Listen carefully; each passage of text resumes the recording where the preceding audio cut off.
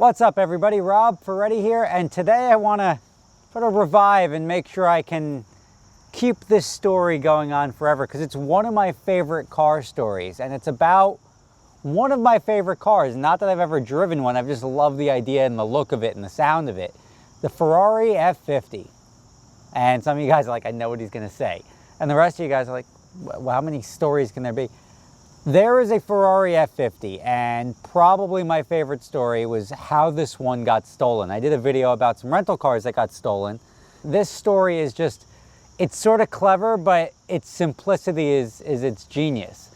And there was a car dealership outside of Philadelphia. I don't remember, I think it was Algar.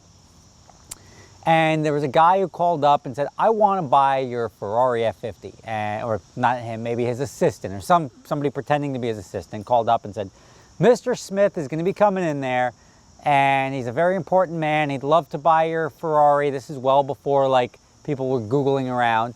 Love to buy your Ferrari F50. He'll come by, he'll schedule a test drive. He's flying into the private airport, whatever the circumstance was that made the dealer be like, this is a big guy, big shot right here.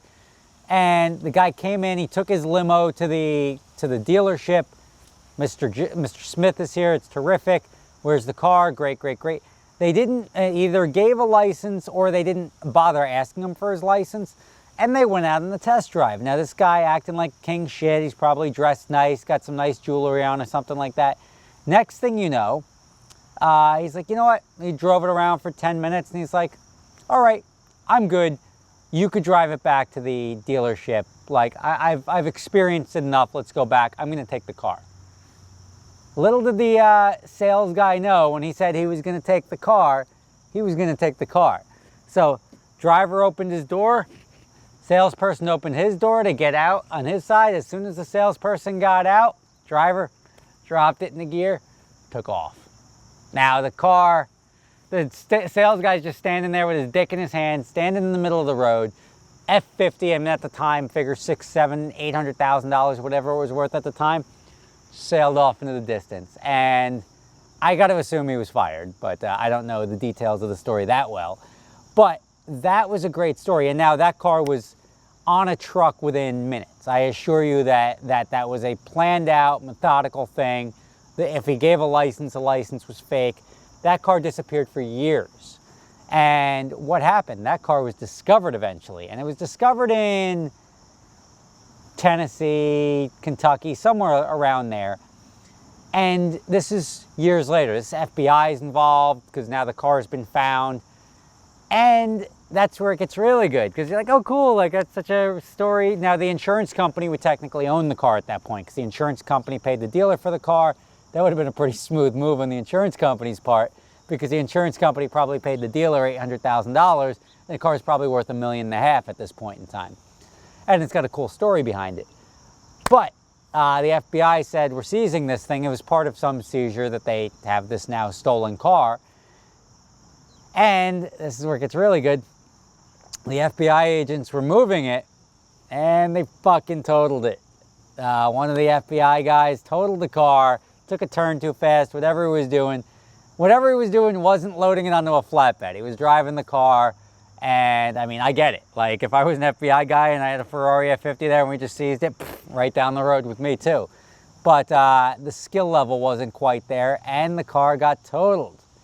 Then it became a court case, because now the insurance company that owns the car is like, fine, FBI, give me the money for the car.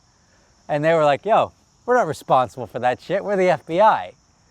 And I think ultimately what ended up happening with that car was that the insurance company, I mean, they still owned the car. Ultimately, they received they had the title, they had whatever, but I don't think the FBI was ever found responsible for having to pay for that because it was just sort of evidence getting damaged in the course of moving it.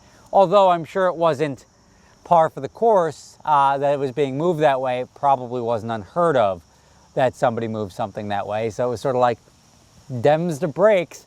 And the insurance company got doubly fucked on that F50. Now, I don't know where that F50 is now. The only thing I can guarantee is it's an F50. So wherever it is, it's been rebuilt, it's out there, somebody owns it. If you guys know the update to that story, I'd love to hear it. But probably one of my favorite, like, I would own that car. Like, even if it was worth half of what other F50s are worth. I think that's such a great history on that car. It's quirky, it's different, it's like a great story. So like, and I enjoy telling it right now. I'd love to tell it to somebody, being like, see that F50 over there that I'm driving? Let me tell you about what happened to it before I ended up buying it. So keep that story going, pass that one around to your friends. I think it's brilliant. I'm sure Jimbo threw a bunch of cool articles and lay over video clips and everything like that. So hopefully he spruced it up enough for you guys. Thank you for watching. If I can think of more stuff, this one I don't know if I was in the shower, whatever it was, I thought of it and I'm like, that's a great video. I got to share that with people. So some of you already knew it. Those that didn't, now you do. Make sure you pass it on to your kids. Probably my favorite quote unquote car story that I can think of is that one, because like a car may have one thing happen to it, may have two things happen to it, but this is just like the hits just keep on coming. Thanks for watching. Subscribe if you want to see more videos. I will catch you next time.